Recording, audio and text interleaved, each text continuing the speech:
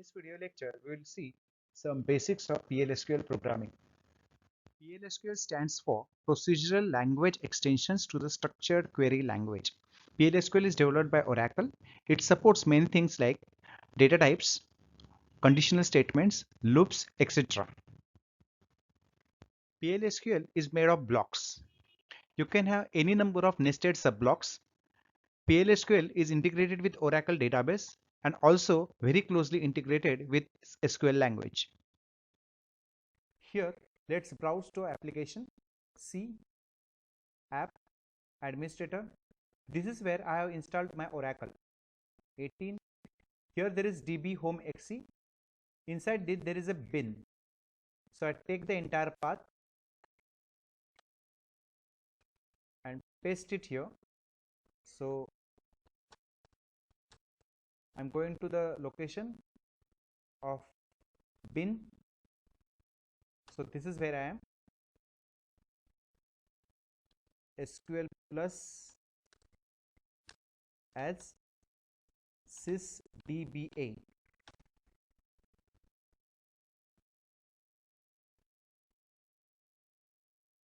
Here I am getting my SQL prompt.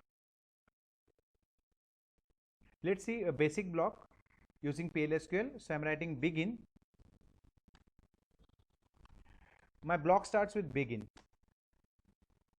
I want to display something, so I am giving dbms output dot put line. This will display hello world, semicolon, end, semicolon, and finish it. So this is what I get. Hello world, PLSQL procedure successfully completed. If you don't get this output printed, and if this is successful, then he is not printing an output to the screen. So in that case, you have to give set server output on.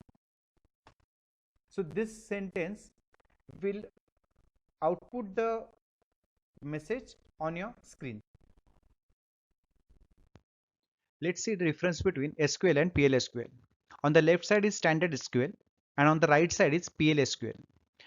Now, in SQL, you can write SQL statements and submit to a database.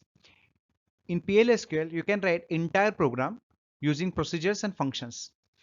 You can club group of SQL statements and execute it as a block in PLSQL. You can embed SQL inside PLSQL statements. PLSQL is tightly integrated with SQL. Normally, SQL has some limitations. PLSQL reduces those limitations because it is a complete programming language which provides conditions, loops, and data types. PLSQL takes your processing closer to the data. Here is the working of PLSQL. PLSQL block is given as input to PLSQL engine. Here the SQL part is passed on to SQL statement executed, whereas the PLSQL part is compiled and transformed into bytecode. If the same block is called again, this compile part is executed next time, making it faster. So let's add declare part. So I'm writing declare. It comes first. X varchar 2 is a type of X is type of varchar 2, 20 size, and I'm assigning a value also. So I'm here writing hello world, semicolon. So this is, I have declared X as varchar 2 of size 20 and I am assigned a value hello world to it. And let's go for execution section. So begin, here I am writing dbms output dot put line into bracket X semicolon end semicolon, and let's end this. So he will print hello world. Now here we have a declare section in which we take all the variables. Then this is the execution part. This is the basic structure of PLSQL block. declaration, execution, and exception. In declaration section, you declare the variables. This is optional.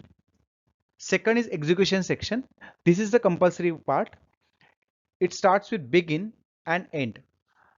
In this section, you put all your business logic and SQL part. Third is exception section.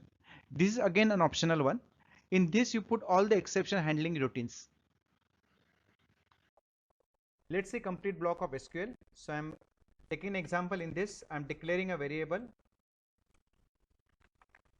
Declare x as number, semicolon, then the main part. So begin. I'm assigning some value to x. So I'm writing x equal to 1 by 0. That's divided by 0, semicolon. So it will give exception. Let's catch it. So exception. In this exception part, you have to try to catch each and every exception. So I'm catching here exception for divide by 0. So syntax is very simple. When, what exception here you have to give it here. So I'm giving 0 divide. Then, and here I'm printing dbms output dot put line. So let's print SQL ERRM. This will give me the recent exception, semicolon, end it, semicolon, and let's see the output. So it gives me divisor is equal to 0, exception.